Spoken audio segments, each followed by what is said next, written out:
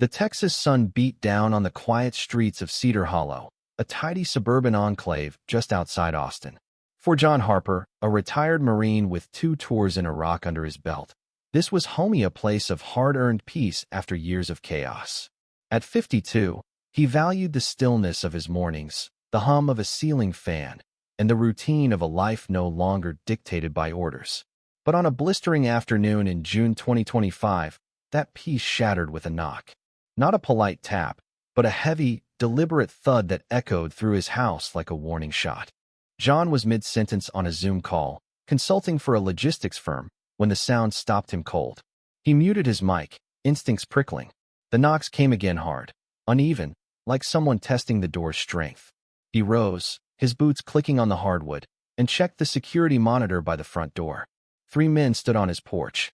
2 wore navy polos with Cedar Hollow HOA stitched in white, earpieces dangling from lanyards.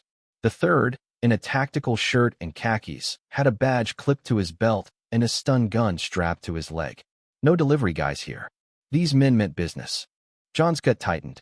He'd dealt with the HOA before, petty citations for a mailbox flag, a lawn not edged to their liking. But this was different. He pressed the intercom. "Can I help you?" No response. The man with the badge muttered something to the others, then raised his fist. Bang. Not a knock, a hit.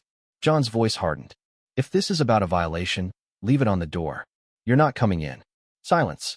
Then, without warning, the door exploded inward, wood splintering as a boot smashed the lock. John stepped back, heart pounding, but his training kept him steady. 3 men stormed his home. No warrant, no explanation, just a barked command. "Step back, sir." Compliance check. The leader, a wiry man named Carl Dutton, moved with the arrogance of someone used to being obeyed. "Trash bins left out past collection," he said, waving a folded paper like it justified everything. John blinked. "Trash?" His voice was low, disbelieving. "You broke into my house over trash?" Dutton didn't flinch. "Code 3.4. Bins must be removed promptly. We got complaints." John pointed to the Nest hub on his console. "I've got footage. Those bins were in by nightfall." Dutton ignored him, motioning his partner, Greg Tillman, toward the kitchen. The third man, badge gleaming, lingered by the broken door, silent, eyes darting. John's home, his sanctuary, was now a stage for absurdity. Tillman rifled through cabinets, as if expecting to find contraband in a cereal box. Dutton scanned the backyard through the sliding glass door, muttering about visual confirmation. The badge-wearer, later identified as Deputy Mark Ellis, just watched not the house, but John. Something about him seemed off, hesitant, like he was questioning his role in this circus. John's eyes flicked to the wall, where a framed photo hung, him in dress blues, shaking hands with President Obama at a White House ceremony. A moment of pride, earned through sacrifice.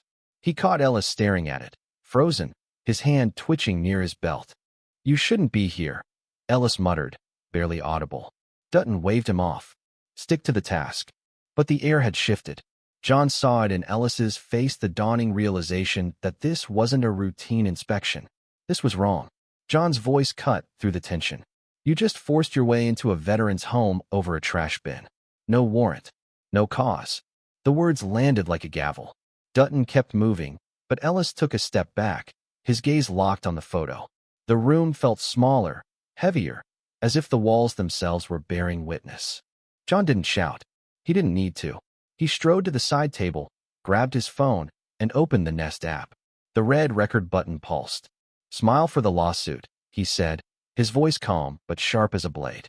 He captured it all: the splintered door, the scuff marks, the open drawers. Dutton's bravado faltered as the camera turned on him. Tillman froze by the pantry, eyes wide. Ellis edged toward the exit, his silence louder than any protest. John spoke to the lens, measured and deliberate. "My name is John Harper.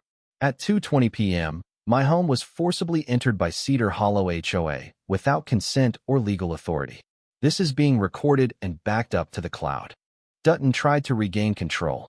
"You can't record us without consent. That's illegal." John's response was ice cold. "Texas is a one-party consent state. Guess who the party is?" The room went quiet. Dutton's jaw clenched, but he had no comeback. Ellis, now pale, looked like he wanted to vanish. The power had shifted, and John held it in his hand. That night, John uploaded the footage to a veterans subreddit with a simple title: HOA broke into my home over trash. I serve my country. This is how they treat us. By morning, it was everywhere. The video hit Reddit's front page, then X, where trash invasion trended by 8 a.m. Veteran groups shared it. News outlets CNN, Fox, NPR picked it up, each with their spin but one truth: a veteran's home raided over a trash bin. The photo of John with Obama, captioned "From the White House to this," became a rallying cry. Comments flooded in. This is abuse, not enforcement. He stayed calm and recorded. Hero. John's inbox overflowed. Lawyers offered pro bono help. Veteran organizations pledged support. One email stood out. Sarah Mitchell, a civil rights attorney with a reputation for dismantling corrupt boards. This is unconstitutional, she wrote. I'll take your case. We don't lose these. By noon, she was in Austin. By evening, she sat in John's living room, drafting a 42-page lawsuit against Cedar Hollow HOA for unlawful entry, trespassing, and emotional distress.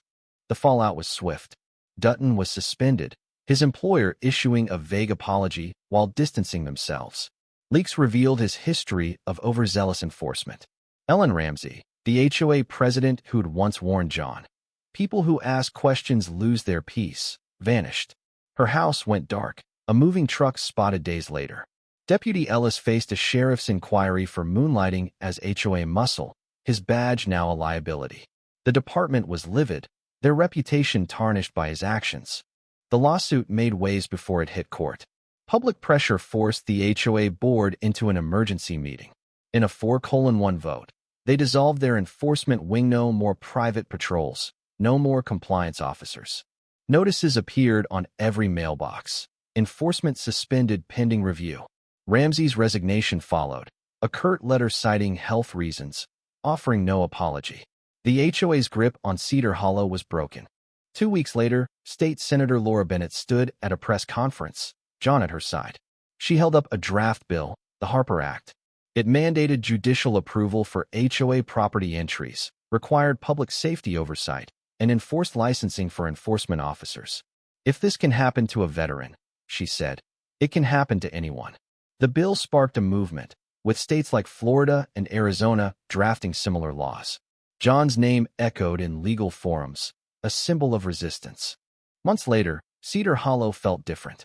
The HOA board was replaced in a quiet vote. New policies prioritized transparency. John's door was repaired, but he still glanced at it sometimes, a reminder of what he'd defended. The photo on his wall, him and Obama, flag in the background, stood as an anchor. Not pride, but proof.